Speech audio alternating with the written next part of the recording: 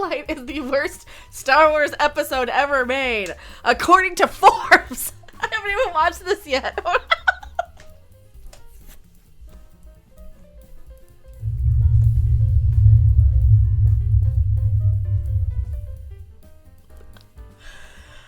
Oh no, what do we have? What do we have waiting for us? She asks. They're just gonna say you're an istophobe if you don't like it, and you're gonna be like, oh, I don't care if you say that anymore.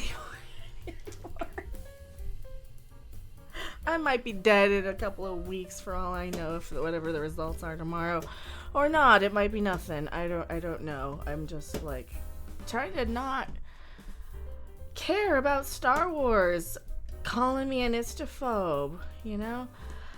So this is proof without, me. This is Forbes. This is a news thing. But then again, they put Forbes on the naughty list. So because they started actually reporting the box office numbers instead of, the fluff. Instead of the fluff. Instead of painting the spin. They're like, oh no, but here's the actual number.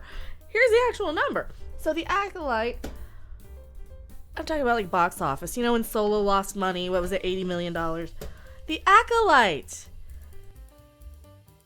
Akalaka. That's all I care about saying. I don't know. Acolyte. It's a weird word. Acolyte. It's the worst Star Wars. I don't even want to read this. The third episode of Disney's Acolyte is an embarrassment to the entire franchise, though the same could be said for so much Star Wars these days outside of Andor. Yeah, people liked that one. I wasn't a fan of that one. That was just him wandering around, getting arrested by the space border patrol and stuff, and that was a lot of SJWE messages too, come to think of it, wasn't it? But they liked that one because you know why? You didn't market like that. You didn't go in and market it like that. You tried to take an approach that told the exact same. That was woke. He's getting chased by the federales for doing a crime that he barely committed. He had to break out of a prison that he was unfairly incarcerated in. He had to save his poor family from the baddies, and yeah, that was pretty woke, come to think of it, wasn't it? Here's one exchange between the two characters. Maid says the Jedi are bad. Osha says the Jedi are good.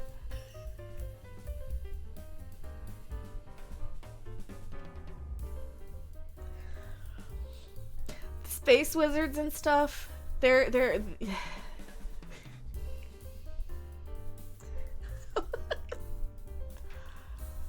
I haven't even watched this. We're getting ready to watch this.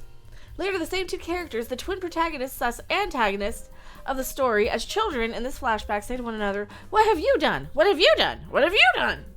Ask this question. What have you? Oh crap! What are we getting ourselves into?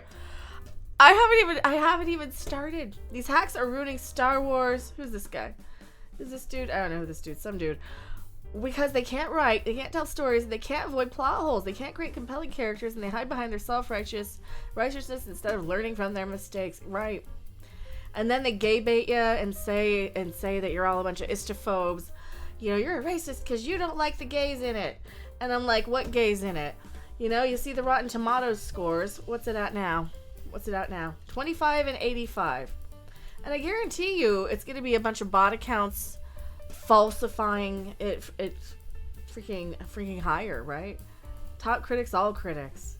Ooh, all critics. Let's look. 85, 72. Audience 25. And then they go and say, you're getting review bombed again. It's literally the same articles. It's like they pre-write these years in advance and then you just release them as what, marketing and distraction, while there's all this other, while they pit us all against each other and forget that everybody kind of wants to make sure that their kids can have, food on the table and a place to live and find true love and find happiness and fulfillment and not have to work themselves to death and enjoy their lives and stuff, right? That's kind of what they forget when they're going, you're an ist and you're a phobe, because what happens?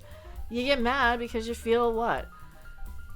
Excluded. You feel like you're being blamed. You feel like whatever. It doesn't even feel like being excluded anymore, I guess. I don't know. Point is, we have to watch this. We have to sit here and watch this. Join us watching this if you want to watch this. We've been watching these live. I don't know for how long we'll be able to do that on a regular basis between. I mean, I'm going to be moving, so they might be weirdly scheduled. It might be like a couple of catch-up ones. We'll see what's happening. I got a lot on my plate right now. I need a hug. Yeah. I need somebody to fulfill the manly needs that I have in my spank region. And what else? I'm presenting like a mandrill. Can you feel the love tonight? No, ew, I don't know that one. Do I know that one? I didn't watch that movie. Why did that come out of my head? I don't know. It's icky and weird, and love stuff is weird. So I'm Mecca. We're gonna watch a bad show and make fun of it because that's easier. The following video is brought to you through the generous support of viewers like you. If you like this content, then please consider subscribing, liking, and sharing this video. And for those who are in the position to donate, this channel thanks you. And so does this orange cat. And that voiceover guy broke up with me on Christmas Day.